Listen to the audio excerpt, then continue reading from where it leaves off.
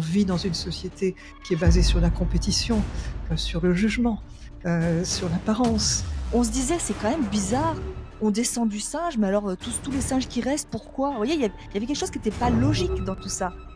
Il y a un dieu, c'est quand même bizarre, il voit tout, il entend tout, il y a un truc qui... Il est où ce bonhomme? Vous voyez, il y a quelque chose qui est complètement, pour moi en tout cas, c'était totalement impossible. Je dirais la première chose à dire, c'est qu'on est athée.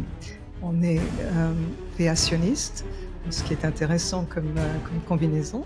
Être à la fois athée et créationniste, ça interpelle, ça demande explication. Les prophètes qui étaient en fait des personnes, des êtres humains envoyés par ces êtres qui nous ont créés, ils ont envoyé ça pour l'humanité et ils ont envoyé la dernière mise à jour qui est Raël quelque part. C'est quitter la secte du conformisme pour embrasser la philosophie de la liberté. Une philosophie de la liberté qui est basée sur un concept fondamental qui est celui de l'infini. Nous ne croyons pas en Dieu, nous ne croyons pas que nous descendons du singe et en même temps ça donne aussi cette notion de rêve, c'est-à-dire d'être capable de devenir nous-mêmes des dieux d'une certaine manière. Cessons de croire, commençons à comprendre d'où on vient, où on est, c'est-à-dire être des êtres heureux et où va-t-on vers un contact avec une civilisation nettement avancée qui nous donne les clés pour construire un paradis par nous-mêmes sur notre planète.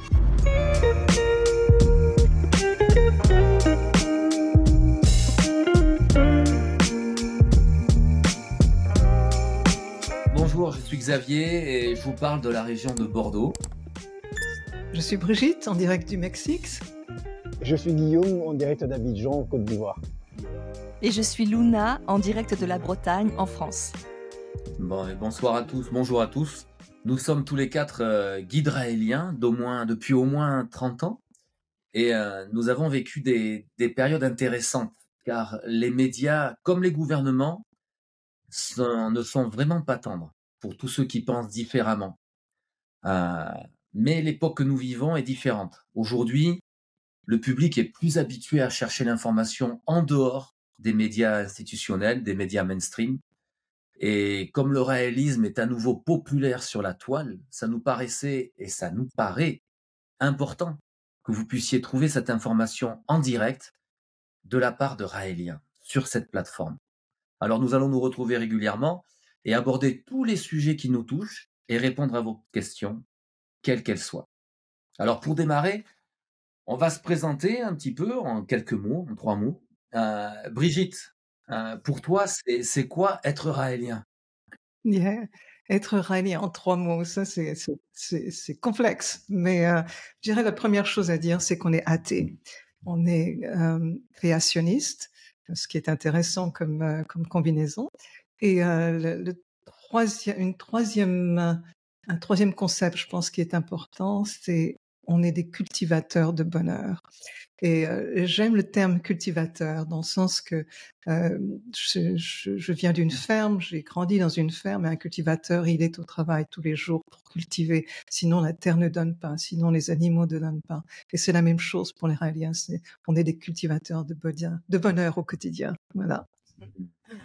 C'est super. Brigitte, ça nous fait un point en commun. Moi, c'est pareil, je suis issu de famille de cultivateurs, d'agriculteurs, et ce rapport à la terre, quoi, ce rapport au réel, hein, le fait d'avoir les pieds ancrés sur la terre et la tête dans le ciel. On va revenir vers toi, Brigitte, juste après, parce que ça interpelle hein, quand tu dis c'est être athée et créationniste, surtout en plus venant de ta part, qui est une scientifique éminente, ça interpelle et ça demande explication. On va revenir là-dessus.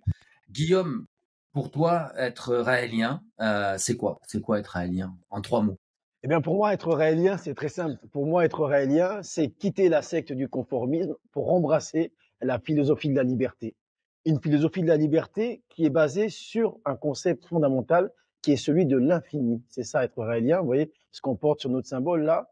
Dès lors, on va se détacher du joug de tout ce qui pourrait nous restreindre et s'ouvrir sur l'extérieur en cessant de croire, commençons à comprendre d'où on vient, où on est, c'est-à-dire être des êtres heureux et où va-t-on vers un contact avec une civilisation nettement avancée qui nous donne les clés pour construire un paradis par nous-mêmes sur notre planète.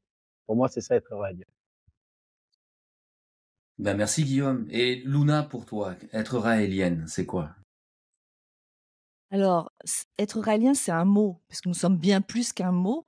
Mais la première chose, c'est reprendre sa responsabilité totale. Donc, nous ne croyons pas en Dieu, nous ne croyons pas que nous descendons du singe. Donc, en ce sens, c'est effectivement un peu paradoxal.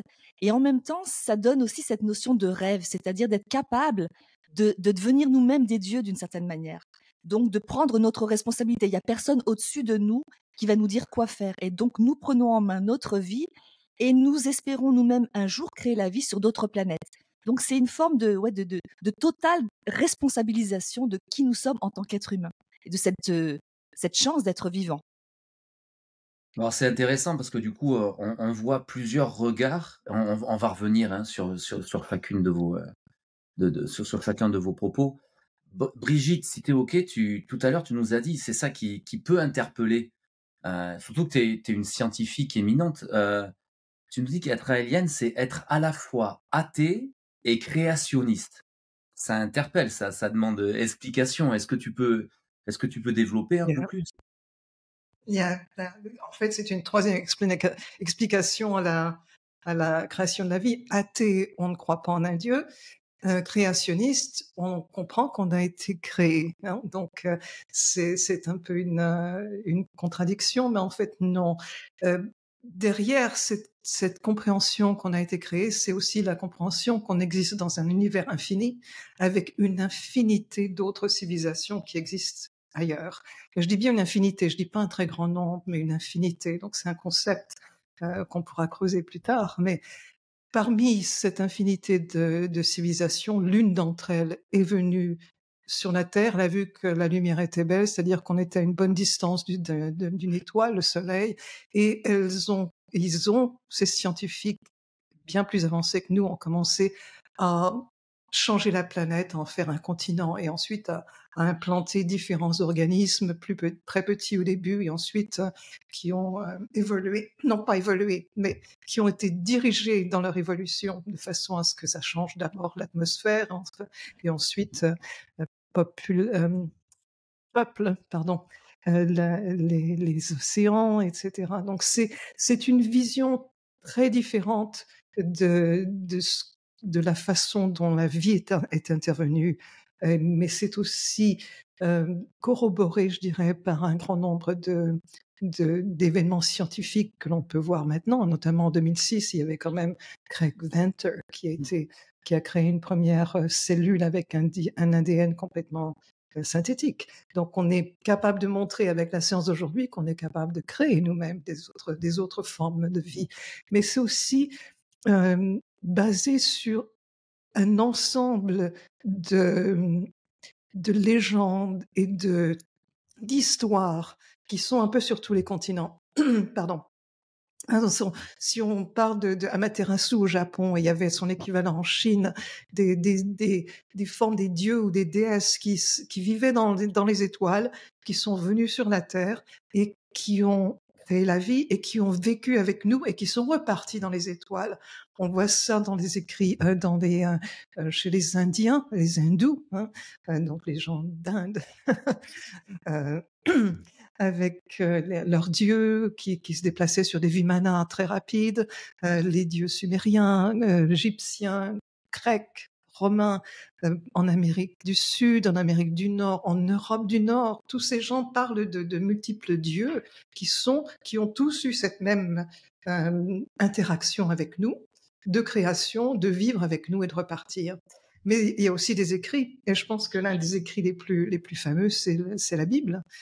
Si on regarde dès le début de la Bible, il est dit en hébreu que Elohim créa la vie. Elohim, c'est une forme plurielle, et on peut parler à tous les exégèses de la langue hébraïque, pardon.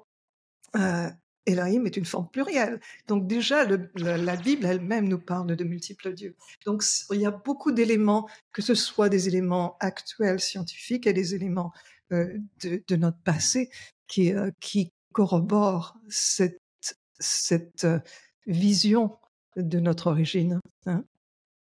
C'est intéressant parce que quand on t'écoute, en fait, c'est là et c'est toute la force du message raélien, de la philosophie raélienne, c'est cette notion de venir, démystifier les religions. Tu parles beaucoup de science et du coup de spiritualiser la science, quoi.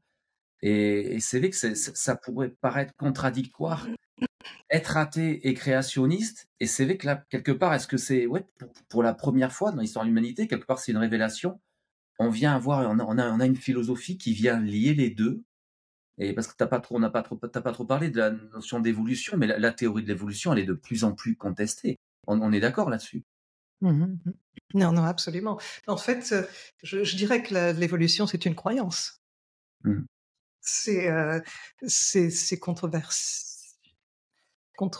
enfin, c'est une controverse quand on est un scientifique, pardon.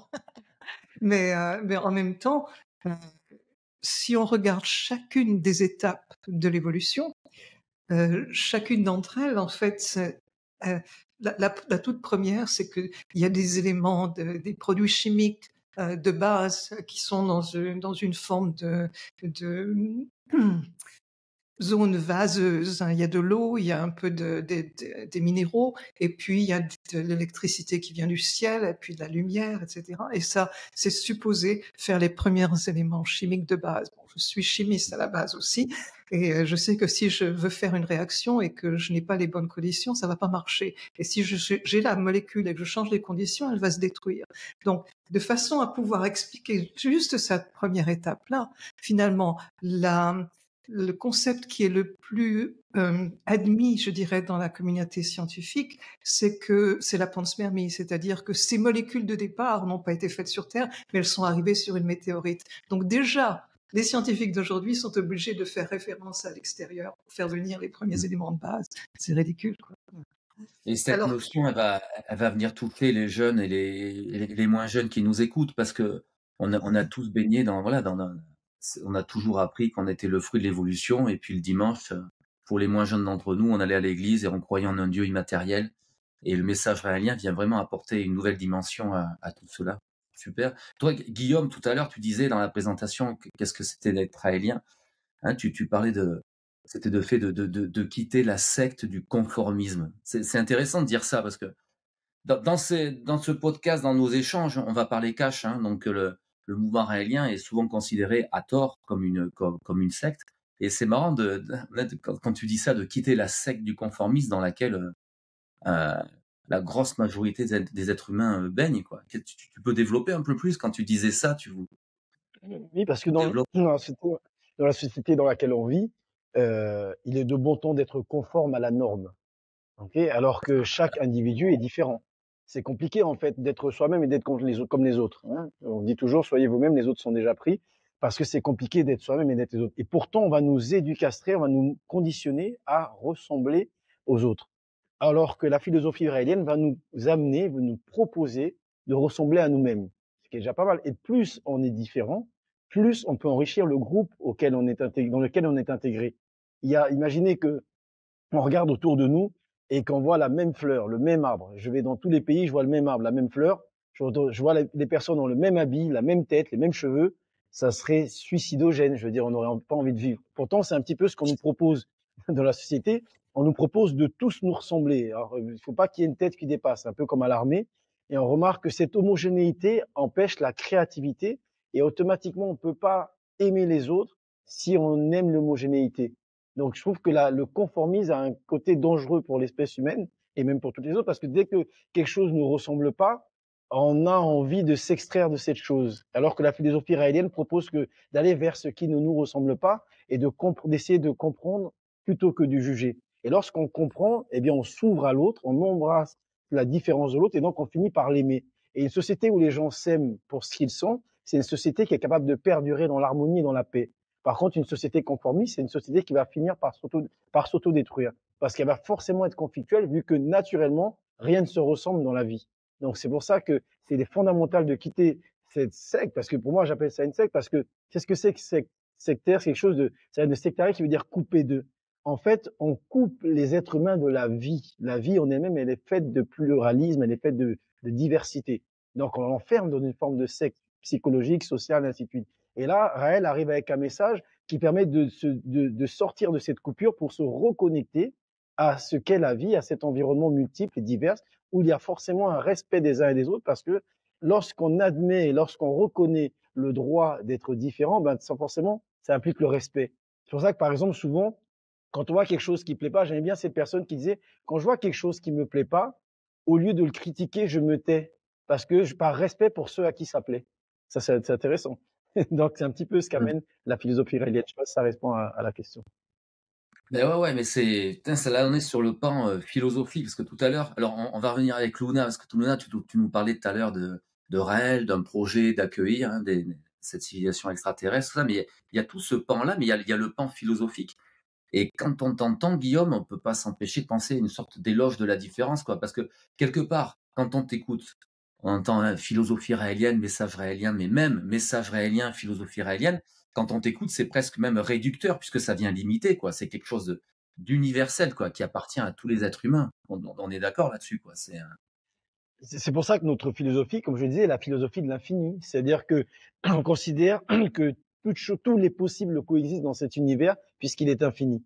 Dès lors, en fait, il y a une harmonie qui se crée avec ce qui existe. Et on n'a qu'à regarder autour de soi. Il n'y a rien qui se ressemble. Et la vie, elle est organisée comme quelque chose de fractal. Quand on la découvre, Brigitte pourrait nous en parler bien mieux que moi. Parce qu'en tant que scientifique, elle le voit. Toutes les choses, comme si les choses se comportaient comme des pupilles russes un petit peu jusque vers l'infiniment mmh, petit et vers l'infiniment grand. Alors en résumé, ce que nous disons, c'est que, et c'est expliqué dans le symbole qu'on porte ici, qui contient toute la sagesse du monde, nous disent ces êtres qui viennent d'ailleurs, lorsque l'on regarde le ciel, on est sur une planète qui est dans un système solaire, dans une galaxie, et les amas de galaxies dans lesquels nous sommes sont en fait des particules d'êtres infiniment grands qui sont aussi dans la même constitution physique, j'allais dire, c'est-à-dire sur des planètes, dans des galaxies, et ainsi de suite, à l'infini.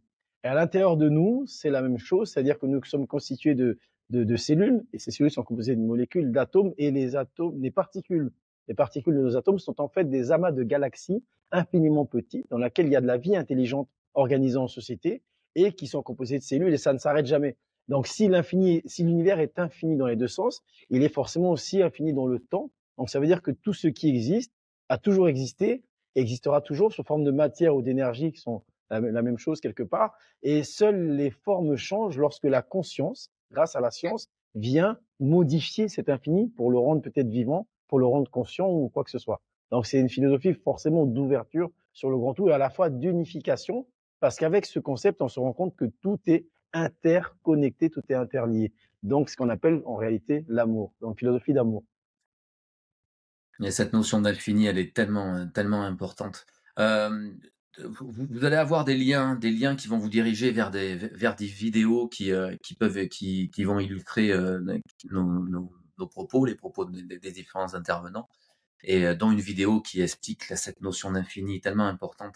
Luna, Luna, tout à l'heure, Oui, tu présentais, hein, parle-nous de tu parlais du mouvement raélien, cette ambassade, hein, je sais pas si tu as dit le mot ambassade, mais hein, c'est le fait ouais, d'ouverture, hein, d'accueillir cette civilisation extraterrestre. Tu peux nous en parler un peu plus, que là, on voyage là, on ouais voyage. et alors oui, on voyage, on rêve, donc j'ai pas parlé d'ambassade, mais c'est toi qui le dis Voilà, effectivement. C'est que ce qui est merveilleux, moi ce qui m'a beaucoup plu d'ailleurs dans la lecture des messages de Raël, c'est que, il y avait tous ces prophètes des temps anciens qui venaient corroborer quelque chose qui se répétait et comme si il y avait une continuité. Donc cette notion, de pouvoir rêver d'un monde meilleur, quelque part, ils amenaient comment pouvoir rêver d'un monde meilleur avec cette espèce de nostalgie du paradis perdu. Et donc moi, c'est ce côté un peu de rêve, quand je vous ai parlé de rêve, d'aller créer la vie ailleurs, qui m'a vraiment, séduite et également la possibilité de recréer ce paradis sur la terre avec des solutions très concrètes. Mais une des solutions serait effectivement de pouvoir créer un lieu, qu'on appelle nous une ambassade, en tout cas qui correspondrait au troisième temple. Et ce lieu serait un lieu de réunion, un lieu comme si on faisait une réunion de famille. Donc cette ambassade, c'est vraiment l'objectif des Raéliens, c'est de créer une ambassade sur la terre pour accueillir d'abord cette civilisation qui nous a créés, cette troisième hypothèse que je pense être vraie, c'est-à-dire nous avons été créés par une civilisation extraterrestre, donc qui ne sont pas des dieux, des humains. Et puis ils ont envoyé une série de prophètes, dont Raël qui est donc le dernier des prophètes, c'est-à-dire, comme disait Guillaume tout à l'heure, une époque où nous pouvons enfin nous mettre debout, comprendre et ne pas croire, ne pas être à genoux, et comprendre toute notre histoire, toute l'histoire de notre humanité. Donc c'est en même temps merveilleux, c'est une époque incroyable, qu'effectivement dans certaines philosophies on parle d'apocalypse qui veut dire révélation, mais ça ne veut pas dire fin du monde ou fin d'un monde pour arriver à un autre monde. Et dans ce côté-là, il y a un côté rêveur en effet. Oui, nous rêvons d'une utopie qui est réalisable, réaliser un paradis sur la terre, nous, ne pas attendre que ça vienne de l'extérieur, mais nous le créer. Et c'est ce que j'aime chez les Raéliens, c'est ce que j'aime et c'est ce qui m'a, moi, donné envie en tout cas de l'être, c'est-à-dire d'avoir des solutions concrètes pour enfin sortir de cette croyance que l'être humain va passer sa vie à se taper dessus. Voilà. Beaucoup de gens disent, ah, mais il y aura toujours des guerres, ce sera toujours comme ça. Et moi, personnellement, j'ai toujours refusé de croire à ça. Je pense qu'il y a une solution pour que tout le monde puisse manger à sa faim, pour que tout le monde puisse avoir un toit sur la tête, pour que tout le monde ait de quoi se vêtir s'il a envie de le faire. Donc il y a cette notion, pour moi en tout cas, de vraiment ressentir qu'il y a une possibilité de vie tous ensemble avec nos différences sur cette terre. Et un point important que j'ai beaucoup apprécié aussi, je ne sais pas si c'est le moment, mais c'était très important de savoir que les religions avaient une utilité, mais l'objectif étant que chaque personne, individuellement, finisse par avoir sa propre religion, individuellement. Et ça, c'est fort. Ça veut dire, nous sommes effectivement les Raéliens, nous nous unissons pour un objectif commun, mais intérieurement, nous vivons le monde, chacun à notre manière. Et ça, c'est notre spiritualité, notre religion à nous propres. Donc, c'est très fort, ça va très loin. Et c'est pour ça que c'est difficile de nous cataloguer comme des gens sectaires, puisqu'en réalité, nous apprécions la différence. Nous nous enrichissons de l'autre qui va penser différemment de moi ou qui va appréhender le monde différemment de moi. Voilà, ça, ce sont vraiment des points, pour moi, primordiaux. Mais ce que tu dis, c'est important, parce que c'est vrai que par rapport à ce que tu dis, quoi, c'est quelque part des gens, les Raéliennes sont réunis autour de ce projet, autour de ce projet d'ambassade, quoi. Mais on l'a entendu à travers ton propos, celui de Guillaume, cette notion à travers la philosophie, quoi, de l'éloge de la différence, de cultiver sa propre différence, de cultiver ce que l'on est vraiment au fond de soi. Et ça, c'est en dehors de tous les carcans religieux ou de sectarisme ou le fait de se regrouper autour d'une même pensée, autour d'une même. S'il y a quelque chose qui unit, sur lequel on est tous quelque part d'accord et unis, c'est cette notion d'infini. Mais c'est ça qui est beau avec la notion de l'infini, parce que l'infini est vaste et l'infini est tellement, tous les possibles cohabitent, quoi.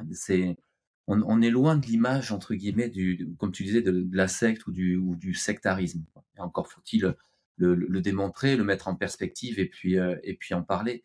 Il y a peut-être une chose qui, pour les personnes qui nous écoutent, hein, vous aurez compris qu'en fait ces dieux dont on parlait, en fait, on les appelle les Elohim. Peut-être qu'on n'a pas encore dit le mot Elohim, hein. Elohim, c'est Brigitte tout à l'heure qui parlait de la Bible. Et Elohim, c'est le terme hébraïque, en fait, qui signifie ceux qui sont venus du ciel.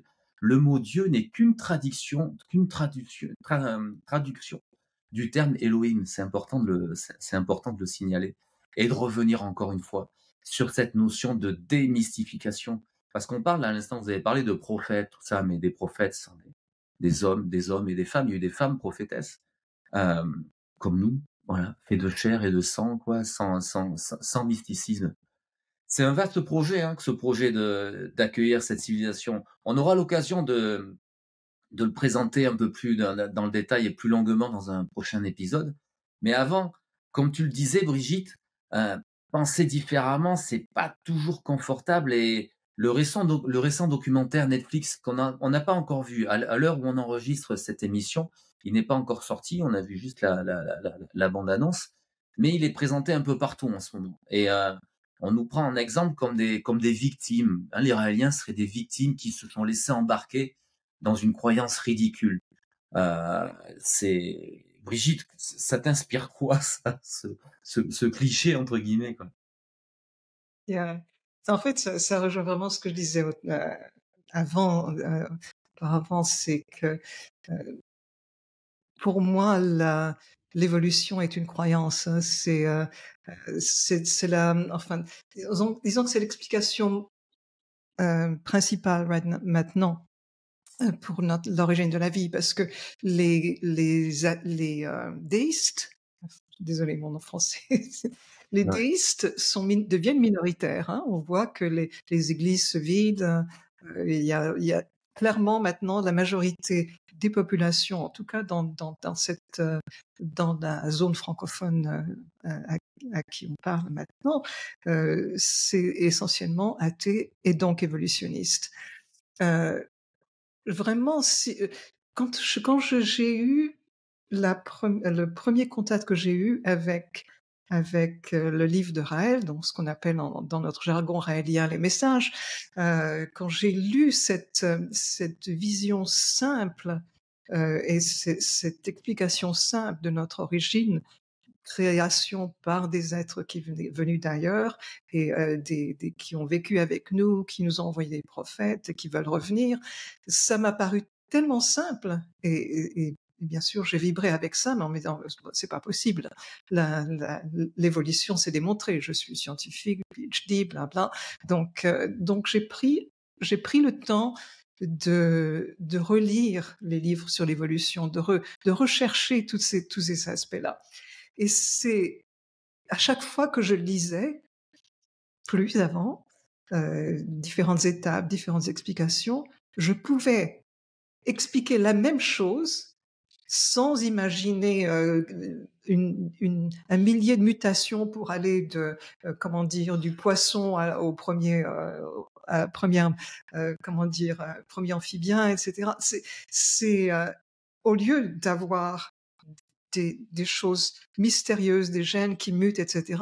J'imaginais un scientifique derrière son ordinateur avec une intelligence artificielle extraordinaire et qui modifie quelques lettres d'ADN pour faire des gènes différents et hop, apparaît un poisson de couleur bleue ou de couleur verte ou qui a des différentes branchies, etc.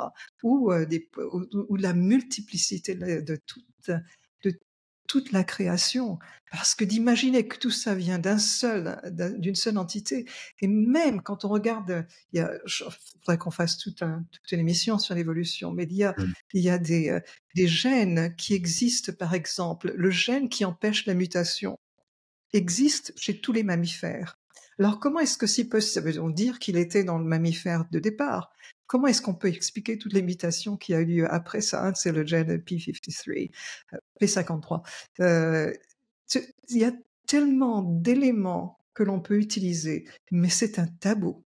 Il est impossible, quand on est scientifique, d'écrire quelque chose, par exemple un article sur les observations en biologie ou en physiologie, etc. C'est impossible de ne pas faire une référence à l'évolution.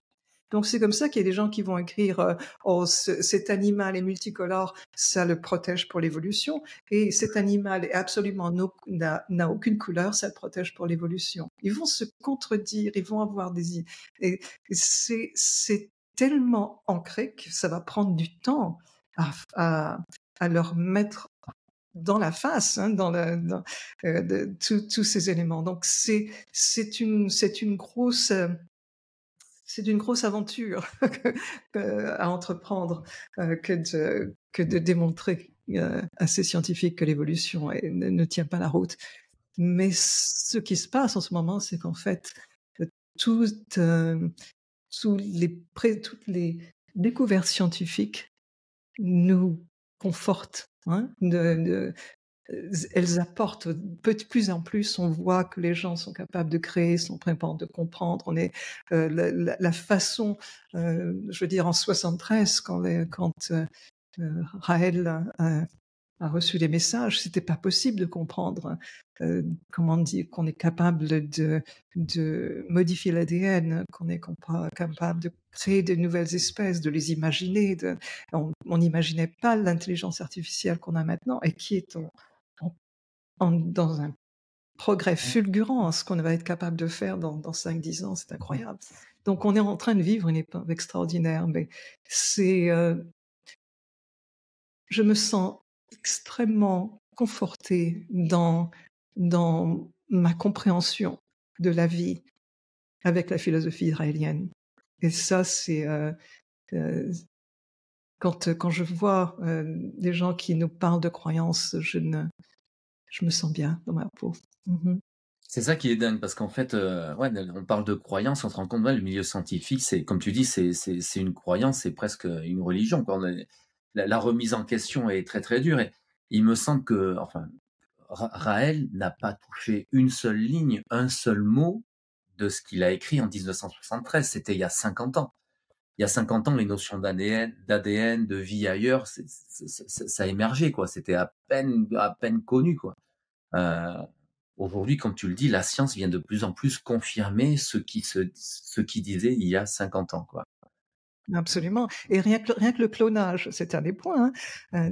Le clonage, c'était écrit noir sur blanc dans les messages en 73-74, Mmh. et c'est en 97 que le premier mammifère a été cloné. Ça a pris du Ouais. temps pour le montrer, et à l'époque, mais auparavant, avant 99, c'était une hérésie. C'était, enfin bon, regarde Brigitte, quand même, tu peux pas croire ça, Ben oui. le clonage, ça ne peut pas Mmh. exister. Ah. La remise en question, c'est quelque chose de tellement important et c'est fou parce que quand tu parles de ça par rapport à la science, c'est fou parce que c'est pour ça qu'aussi dans le mouvement raélien, beaucoup de gens, comment dire quoi, reconnaissent cette philosophie, puis reconnaissent cette nouvelle hypothèse, cette troisième hypothèse quoi, qui est la création. La création par ces extraterrestres, et que ceux qui croyaient en Dieu, en fait, quelque part, sont confortés non pas dans leur croyance, mais disent, eh ben, ceux qu'on prenait pour des dieux, c'était des gens comme nous, quoi. Et ceux qui étaient plus évolutionnistes se rendent compte qu'en fait, on est tellement fasciné par la vie, par la beauté de la vie, et qu'en fait, c'est pas de l'évolution, c'est de la création, et on est encore plus proche de la vie, quoi, c'est quoi, les animaux, les êtres humains, la nature, tout ça, quoi. Il y a un lien fort, quoi. C'est quelque chose de puissant, quoi. Guillaume Lunat et Guillaume, ça serait bien qu'on aborde le sujet. Tout à l'heure, on parlait de cette série Netflix là, à venir. Est-ce que vous êtes OK qu'on aborde le sujet un peu de... Souvent, les Raéliens sont pris, ou les gens, comme des gens qui sont... On se fait laver le cerveau, ou alors on réfléchit par soi-même. Il y a un gourou, voilà, c'est une seule pensée, quoi. Hein, quel est votre, qu'est-ce que vous avez envie de dire par rapport à ça? Parce que c'est des notions qui sont très très loin du discours que vous avez eu tout à l'heure, quoi, des propos que vous avez eu tout à l'heure. Guillaume. Oui, alors, oui, se faire laver le cerveau, c'est tellement moi, j'ai un oncle qui était, dans le gouvernement d'un pays d'Afrique sous un dictateur. Il a été torturé jusqu'à finir aveugle, hein, pour qu'il change d'avis. Il a toujours pas changé d'avis, en fait, hein. Il a changé d'avis pour qu'on le sorte de prison, mais bon, ce qu'il pensait au fond de lui, il le pensait toujours. Et ça s'est vérifié pendant quand certaines dictatures avec des États dictatoriaux, fascistes, etc., où il y a des personnes qui ont été torturées pour qu'ils changent d'avis. Tout a été fait, mais ils n'ont pas changé d'avis. En réalité, je pense que l'on va vers ce qui correspond à nos aspirations profondes. Déjà, en, Mmh. il y a quelque chose qui nous prédispose un petit peu à ce à quoi on adhère. Donc, et puis je trouve ça quand même étrange que dès qu'on ne pense pas comme tout le monde, c'est qu'on nous a lavé le cerveau. Par contre, quand on pense comme tout le monde, il n'y a pas besoin de se fatiguer pour réfléchir.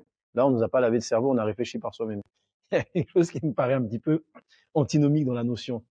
C'est tellement plus facile d'être chrétien aujourd'hui ou musulman. Je veux dire, quoi qu'on dise, personne n'oserait faire un reportage Netflix calomnieux sur nous parce que ils savent que ça va pas être facile pour eux derrière. Ah, mais par contre, quand c'est un petit groupe, là, c'est facile. C'est là d'ailleurs qu'on voit le courage des médias, hein. Ils savent vers qui ils se dirigent. Et c'est ce qui manque le plus dans cette civilisation, c'est le courage. Oui, à mon avis, hein. Ce qui manque le plus sur cette planète, c'est le courage. Parce qu'il faut avoir du courage pour oser agir comme ce qu'on pense être juste, plutôt comme ce qu'on pense que les autres vont utiliser pour nous qualifier de juste. C'est ça, à mon avis, c'est ça. Et le courage, c'est pas ne pas avoir peur, c'est de dépasser ses peurs parce qu'on a un enthousiasme, une conviction qui dépasse nos intérêts personnels. On pense que ce qu'on fait est une action juste et pas une action qui nous rapporte. Et c'est un petit peu ce qui manque. S'il y avait plus de courage sur cette terre, je pense qu'il y aurait plus d'amour. Parce que ça nécessite vraiment d'aller. La façon dont notre société est structurée, organisée, c'est pas mal, hein. On fait des progrès. Il y a quand même un développement social. Il y a plus de sécurité. Il y a moins d'enfants qui meurent. Il y a, même s'il y en a toujours trop, surtout en regard de nos technologies, il y a des choses qui vont mieux. En revanche, on regarde toutes les épreuves qu'on a traversées, de tous les philosophes qui ont nourri notre pensée, on regarde toutes les expériences spirituelles et philosophiques que nous avons traversées et de notre technologie, on pourrait faire beaucoup mieux. Et c'est un petit peu ça qu'amène les messages. Donc, penser que nous ne pensons pas par nous-mêmes, je trouve que c'est un petit peu réducteur. Je ne vais pas juger ceux qui nous jugent, mais pourquoi, encore une fois, quand quelqu'un ne pense pas comme la majorité, il devrait être lavé du cerveau? Alors, qu'est-ce qui a fait évoluer l'humanité? Ne sont-ce pas les personnes qui avaient des idées nouvelles? Ne sont-ce pas ceux qui marchaient à contre-courant du troupeau moutonnier? Était-ce la majorité de notre civilisation qui ont fait les grandes découvertes qui nous ont permis de nous en sortir? Était-ce la majorité de notre civilisation qui se sont levés contre les injustices? Est-ce que quand Gandhi commençait, ils étaient 1000 à se lever, ou est-ce qu'il était seul? Il a fallu qu'il se batte, qu'il soit emprisonné pour que d'autres le suivent. Est-ce qu'il n'a pas fallu qu'il meure pour que les gens réagissent? Est-ce que quand Jésus est venu amener sa révolution, est-ce que la majorité l'a suivi? Je ne pense pas, puisqu'apparemment ils étaient 12, il a fini sur une croix. Mais c'est une fois qu'il est mort qu'on s'est arraché en fait sa cape en disant regardez, j'avais un morceau, j'étais à côté de lui, je le connaissais. Et c'est un petit peu toujours le même refrain. Et aujourd'hui, moi, j'invite aux personnes qui ont tendance à condamner ceux qui ne comprennent pas à se poser la question, est-ce que si j'avais été à l'époque de Jésus ou l'époque d'autres révolutionnaires qui amenaient un plus à l'humanité, de quel côté je me serais trouvé? Si aujourd'hui je suis capable de montrer du doigt une minorité et quelqu'un qui paraît anticonformiste est décrié par la majorité, comment j'aurais de montrer Jésus? Jésus était anticonformiste et décrié par la majorité. Donc attention, parce que c'est pas une fois qu'il est mort qu'il faudra dire j'étais là. Donc c'est un petit peu ce que ça suscite en moi en fait quand on dit ça. Et puis encore une fois, je rigole. Du courage, les gars, du courage. Comme ça, vous accepterez que les gens pensent par eux-mêmes. Ben ouais. Et princesse, ton regard par rapport à ça, quoi. Oui, bon déjà, se faire laver le cerveau, c'est intéressant comme concept. Alors effectivement, le fait que personne puisse le faire pour nous, ça c'est une chose. C'est mieux de le faire nous-mêmes, d'avoir un cerveau propre. Et un cerveau propre, ça veut dire aussi quelque part d'aller à la source de l'information. On a cette chance et c'est vraiment merveilleux aussi pour tout, de pouvoir maintenant avoir une information, aller chercher le contraire et se faire ensuite aller côtoyer les gens et voir ce que ça apporte. Parce qu'au final, ce qui fait la grosse différence maintenant, c'est d'avoir Internet, c'est merveilleux. C'est pour ça que avant, les gens qui parlent de lavage de cerveau, c'est une certaine génération. Les jeunes aujourd'hui, ils savent très bien qu'il peut y avoir des informations, la contre-information, ils peuvent aller tout chercher. Et donc, nous sommes, et c'est ça que je trouve très enthousiasmant, une philosophie, et Raël en particulier, il amène quelque chose de très révolutionnaire, de très utile. Comme j'ai parlé tout à l'heure des prophètes, les prophètes qui étaient en fait des personnes, des êtres humains envoyés par ces êtres qui nous ont créés, ils ont envoyé ça pour l'humanité, et ils ont envoyé la dernière mise à jour, qui est Raël quelque part, qui est vraiment quelqu'un qui est adapté à notre époque, à nos problèmes. Il nous apporte des solutions à nos problèmes d'aujourd'hui, et pas nos problèmes d'il y a 1000 ans. Et donc, à partir de là, il est vraiment la bonne personne. Et ça, c'est merveilleux.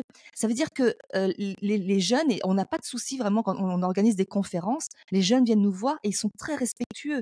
On n'a pas de problème parce que ces jeunes-là, ils ont justement cette capacité de faire leur propre avis, de se laver eux-mêmes la tête pour venir voir une information purement, dire ok, je prends ça, ça me convient, ça me convient pas. Ils font leur choix.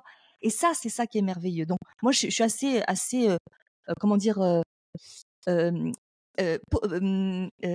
dit optimiste, voilà le mot. Je suis une optimiste volontaire parce que je trouve qu'on a besoin d'abord d'optimisme parce que ça va quand même pas bien partout et que ce qu'on apporte est très enthousiasmant. Des projets, la création d'une autre planète, ça suppose donc des gens qui ont des connaissances scientifiques, mais également des artistes. Il y a tout le côté artiste qui est derrière. Quand on voit la création sur la Terre, ces humains qui ont créé la vie, ils se sont amusés comme des fous. Ils ont fait les crabes qui marchent sur le côté. Ils ont fait des parades nuptiales. C'est-à-dire tout ça, ça a été imaginé par un humain qui a rêvé. Et effectivement, notre société, elle a évolué par ce rêve, par ce désir d'apporter de la beauté et de faire quelque chose d'équilibré et qui fonctionne. Donc, et je crois qu'effectivement, comme disait Guillaume, on ne peut pas. La personne peut faire semblant de quelque chose parce qu'elle sera torturée ou parce qu'elle aura perdu son travail ou parce qu'on lui enlèvera la garde de ses enfants. Mais au fond d'elle, elle a cette croyance et elle l'aura toujours parce que c'est elle qui l'a décidé. Et d'ailleurs, une chose, soit dit en passant, la plupart des Raéliens, ils avaient cette idée un peu avant de lire les livres de Raël. Pour la plupart d'entre nous, on se disait, c'est quand même bizarre. on descend du singe, mais alors tous les singes qui restent, pourquoi? Vous voyez, il y avait quelque chose qui n'était pas logique dans tout ça. Il y a un dieu, c'est quand même bizarre, il voit tout, il entend tout, il y a un truc qui il est où ce bonhomme? Vous voyez, il y a quelque chose qui est complètement pour moi en tout cas, c'était totalement impossible. Donc quand j'avais cette idée déjà qu'on avait été créé ailleurs, que je voulais être cosmonaute et cetera, j'avais déjà ce rêve et quelque part, cette explication me convient totalement et il y en a plein d'autres qui vont peut-être écouter, qui vont dire: «Mais finalement, c'est pas plus idiot que de croire que je descends d'un singe par le hasard, monsieur, dame, par le hasard, Mmh. ou que je descends d'un bonhomme qui n'est nulle part». Vous voyez? Qu'est-ce qui est le plus logique? Et moi, aujourd'hui, en tout cas, aujourd'hui, c'est l'explication la plus rationnelle et la plus plausible et la plus enthousiasmante et la plus, vivante pour moi. Parce que ce sont des humains et je suis dans ce chemin de pouvoir moi-même apporter mon rêve, apporter ma folie. Ça, c'est merveilleux. Ça m'enthousiasme. Et c'est vrai que s'il y a un dénominateur commun entre les Raéliens, les Raéliennes, mais également les personnes qui viennent aux conférences ou qui s'intéressent au mouvement, ou vous qui écoutez ce programme, c'est cette remise en question, quoi. C'est la curiosité de l'inconnu et la remise en question de ses habitudes, jusqu'à la remise en question de ses croyances. Car quand on les remet en question, on se rend compte qu'en fait, même aujourd'hui, en 2024, là, on est tout, beaucoup de choses sont du fait des croyances. Ce que l'on pouvait penser comme des certitudes sont des croyances. Et de plus en plus, on le voit quand on regarde le monde d'aujourd'hui, la façon dont il est gouverné. J'osais à peine dire dont il est guidé, non, on essaye de le gouverner, la façon comme disait Guillaume, quand il y a encore des enfants qui meurent de faim, quand il y a encore des guerres partout dans le monde, quand on voit tout ça, est-ce qu'on peut être satisfait de tout ça? Donc la remise en question, elle est tellement importante. Ouais. Et c'est vrai que là, il y a un, un message, une philosophie qui vient apporter une vision nouvelle. Et une vision nouvelle est forcément qui dérange quelque part. Hein. Tout à l'heure, on parlait des médias mainstream, des médias mainstream, la façon dont les gouvernements traitent les différences. Mais quelque part, c'est normal que ces différences sont pointées du doigt parce qu'elles sont dangereuses. Pourquoi? Parce qu'elles viennent toujours remettre en question l'ordre établi. Et la philosophie raélienne vient remettre en question. On, on viendra là-dessus. Hein. Tout à l'heure, Luna, tu parlais des solutions qui étaient apportées à titre individuel, à titre collectif. Il y en a beaucoup parce que le message raélien, il touche. Il y a un pan philosophique, mais il y a un pan politique, il y a un pan écologique, il y a un pan ça touche beaucoup, beaucoup, beaucoup de sujets. Quoi. Donc on reviendra là-dessus. Moi, ce que je vous propose, on glisse tout doucement vers la fin de ce rendez-vous, mais juste avant de se quitter, c'est intéressant de parler de soi, de ces tripes, quoi, de ce qu'on a dans le cœur. Et les personnes nous écoutent, ont envie de savoir qu'est-ce qui a changé pour chacun d'entre vous. Qu'est-ce que ça a changé pour vous d'être raélien, d'être raélienne? Brigitte, ça a changé quoi pour toi Oui. d'être c'est quoi la vie du raélien? C'est je pense que il y a eu des changements drastiques pour sure, dé Mmh. définitivement. Heu, ça touche à beaucoup d'aspects, en fait. Bon, déjà, au niveau individuel, clairement, j'ai eu beaucoup plus de respect pour ce que je suis, pour ce corps qui a été créé, qui a été conçu pour fonctionner de façon optimum si on prend soin de lui. Et ça a été une révolution parce qu'à l'époque, je fumais plus de 40 cigarettes par jour. Donc clairement, je faisais pas très attention à ce corps. Et donc ça a changé, j'ai arrêté, j'ai commencé à manger différemment, à faire attention à ce que je suis pour arriver à beaucoup plus en plus. Mais c'est aussi au niveau individuel. Hem, il y avait une citation de Raël que je lisais, il y a quelques jours. Plus que ce que l'on mange ou que ce que l'on fume, ce qu'on respire, c'est ce que l'on met dans son cerveau qui fait la différence. Et donc ça aussi, j'ai dû y travailler parce que, comme je disais, c'est quelque chose à cultiver, être cultivateur de ses pensées. Donc ça, c'était un des premiers points, au niveau le rapport à l'autre. Clairement, regarder l'autre. Je regardais différemment, c'est-à-dire qu'on est habitué, on vit dans une société qui est basée sur la compétition, sur le jugement, sur l'apparence. et enlever tous ces aspects pour regarder l'autre pour ce qu'il est, c'est-à-dire une autre forme de création différente de moi, mais qui me complète et qui m'enrichit. Donc ça, c'est le regard de différence qui est important. Et puis au niveau sociétal, bien sûr, hein, c'est ce que vous disiez tout à l'heure, la façon dont on regarde la société. Malheureusement, aujourd'hui, la société trouve normal qu'il y ait des gens qui soient tués pour X raisons. Ils vont défendre, comment dire, défendre tel ou tel pays selon leur croyance à nouveau que c'est la bonne chose, les bons gouvernements à soutenir, et puis des enfants qui meurent de faim, l'abondance de maladies mentales. Même l'OMS dit qu'il va y avoir une vague de maladies mentales énorme, et il y a même des ministres de la loneliness, de la solitude, qui ont été nommés en Angleterre et dans d'autres pays.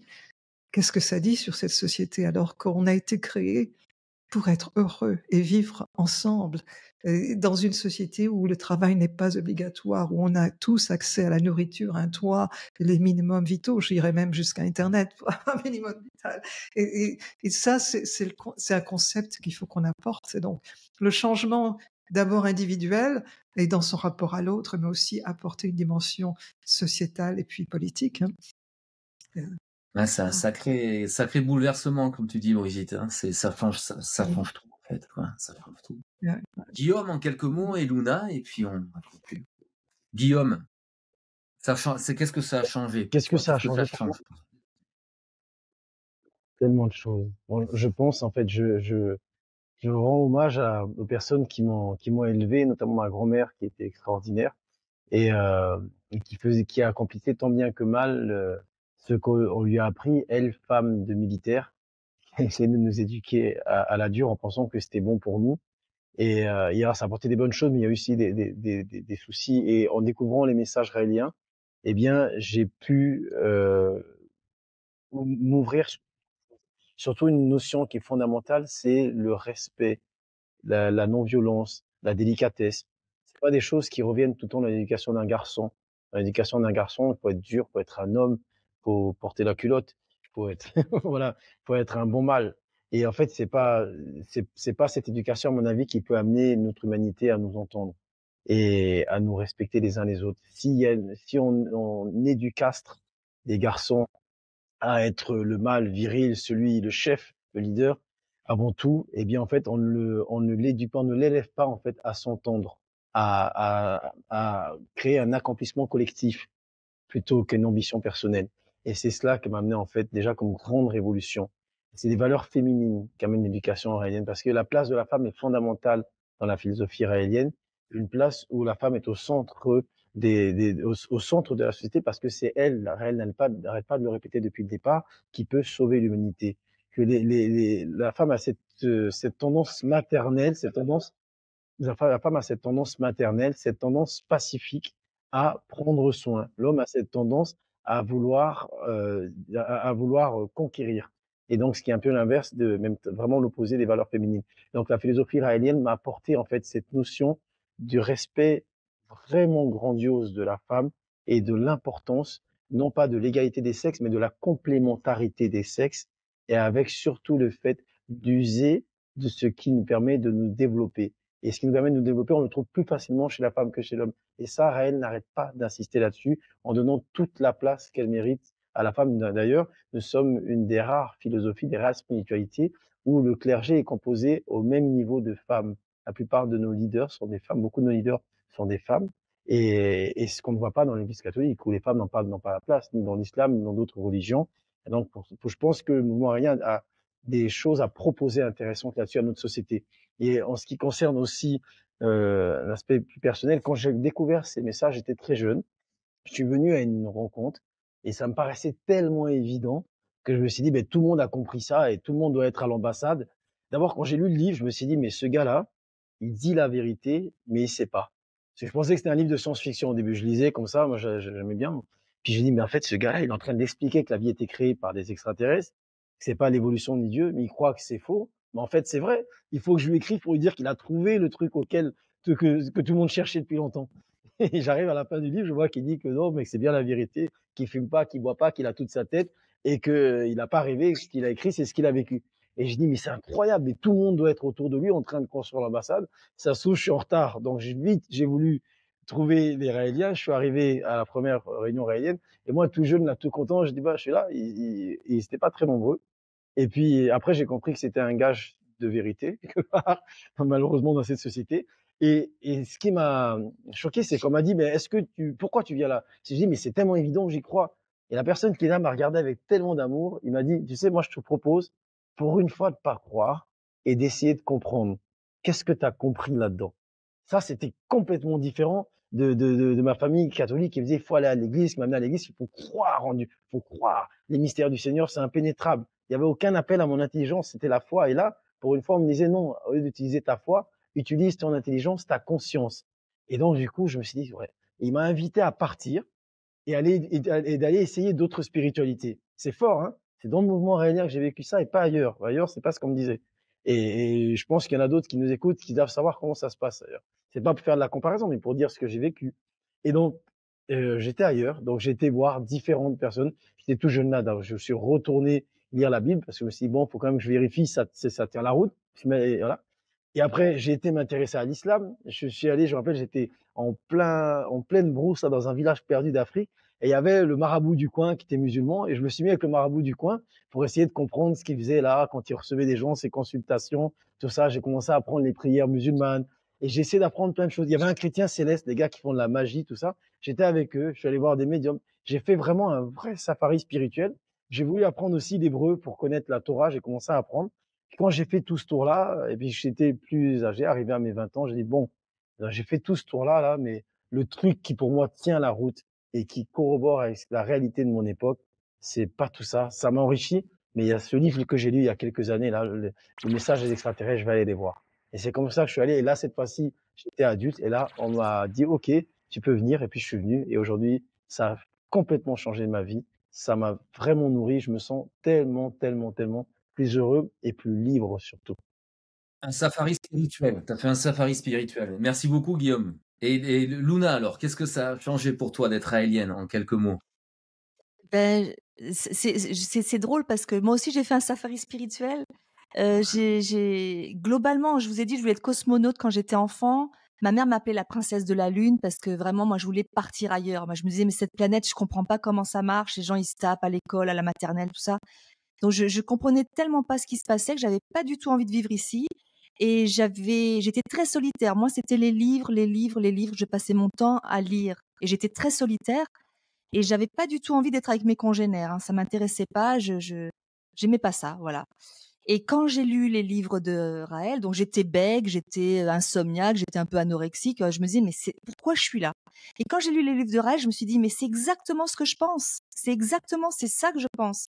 Donc j'ai écrit à Raël, je lui ai dit, écoute, ton livre est super, j'ai envie de rencontrer des gens, je voudrais voir comment ça se passe. Et effectivement, il y a eu cette impression de rencontrer une famille aussi. Mais j'ai ma famille biologique qui est adorable, hein, c'est pas le problème. Je suis très entourée d'amour, j'ai beaucoup d'amour autour de moi. Mais là, j'ai senti une famille spirituelle, des gens euh, qui sont des fervents défenseurs de l'individualité, c'est-à-dire de nos différences, des droits de l'homme. Ça, c'est important, c'est-à-dire qu'ils respectent au maximum les droits de l'homme, qui font en sorte de mettre au premier plan un respect total pour eux-mêmes et pour les autres. Et ça, c'était vraiment aussi très fort.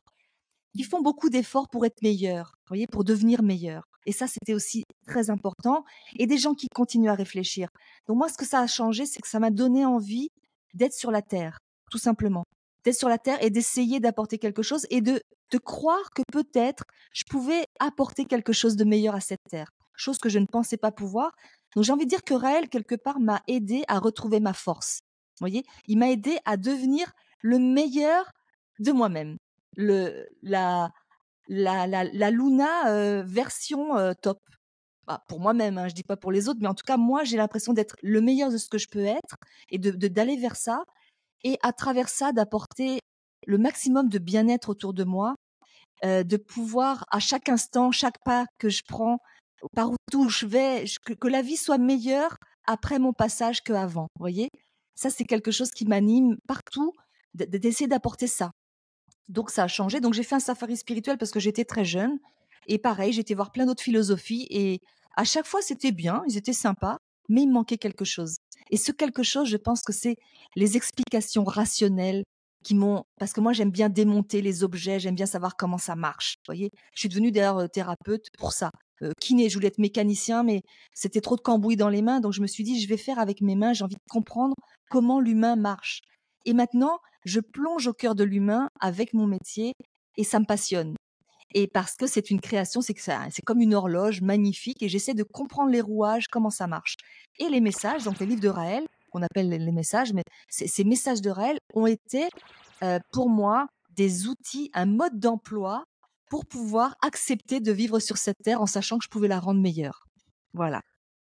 Mais merci Luna, c'est des témoignages riches, des témoignages personnels de chacun là qui sont forts et chacun pourra se faire son opinion, mais là vous avez une parole vraie, une parole sincère, une parole directe et sans filtre de la part Je peux rajouter un truc? Raélienne et de Raélien. Oui, oui, Luna.